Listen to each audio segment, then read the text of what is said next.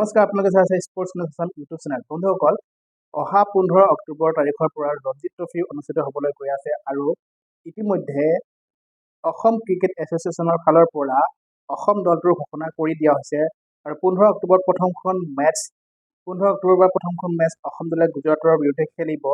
তো অসম দলৰ যি 15জনীয়া সদস্য, সেই 15জনীয়া সদস্যৰ নাম কোন কোন আছে? 15জনীয়া সদস্যত চাওঁ আহকচোন।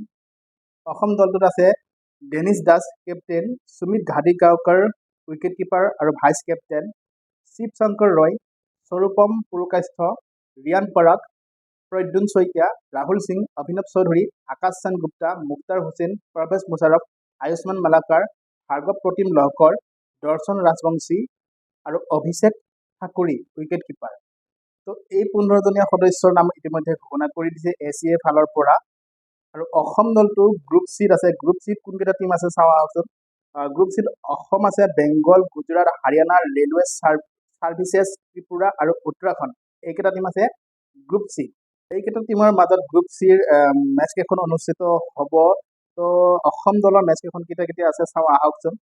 15 অক্টোবৰত প্ৰথমখন মেচ অনুষ্ঠিত হ'ব অসম দলৰ গুজৰাটৰ বিৰুদ্ধে, গুজৰাটৰ লগত 15 অক্টোবৰত। আৰু মেচখন ৰাতিপুৱা 9:30 বজাৰ পৰা আৰম্ভ হ'ব, কাৰণ টেষ্ট মেচ হয়, যিহেতু 4দিনীয়া হয় ৰঞ্জিত ট্ৰফি, গতিকে 9:30 পৰা ষ্টাৰ্ট হ'ব।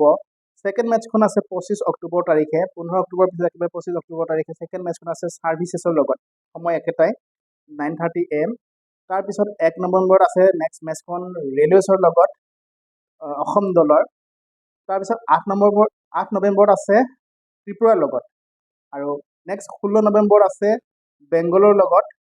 আৰু তাৰপিছত এটা দীঘলীয়া সময়ৰ কাৰণে এটা গেপ আছে আচলতে, কাৰণ তাৰ মাজতে আকৌ ছয়দ মুস্তাক আলী ট্ৰফিও হ'ব আৰু বিজয় হাজাৰে ট্ৰফিও অনুষ্ঠিত হ'ব তাৰ মাজতে, গতিকে এটা দীঘলীয়া এটা সময় গেপ এটা আছে।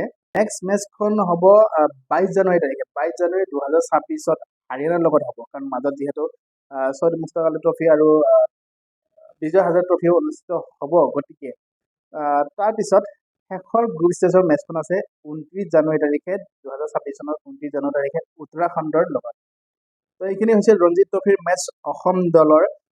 গ্ৰুপ ষ্টেজৰ পৰা আগবাঢ়িব যদি পাৰে, তেতিয়াহ'লে কোৱাৰ্টাৰ ফাইনেল থাকিব, ছেমিফাইনেল থাকিব, ফাইনেল থাকিব। এইকেইখন 5দিনীয়া হ'ব, কোৱাৰ্টাৰ ফাইনেল, ছেমিফাইনেল আৰু ফাইনেল। আৰু ফাইনেল মেচখন খেলা হ'ব 24 ফেব্ৰুৱাৰী 2026।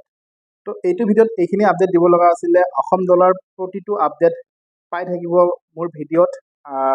ইয়াৰ পিছত অসম দলে ৰঞ্জিত ট্ৰফি খেলাৰ পিছত বিজয় হাজাৰে ট্ৰফি, ছয়দ মুস্তাক আলী ট্ৰফিও খেলিব। তাতো দল ঘোষণা কৰাৰ পিছত সেই আপডেট আপোনালোকক জনাম, লগতে কেতিয়া খেল আছে গোটেইখিনি জনাম। চাই থাকিব ভিডিঅ'বিলাক, আৰু ভাল লাগিলে সকলোৱে লাইক শ্বেয়াৰ কৰি দিব, লগতে চেনেলটো ছাবস্ক্ৰাইব কৰি দিব নাপাহৰিব। ধন্যবাদ।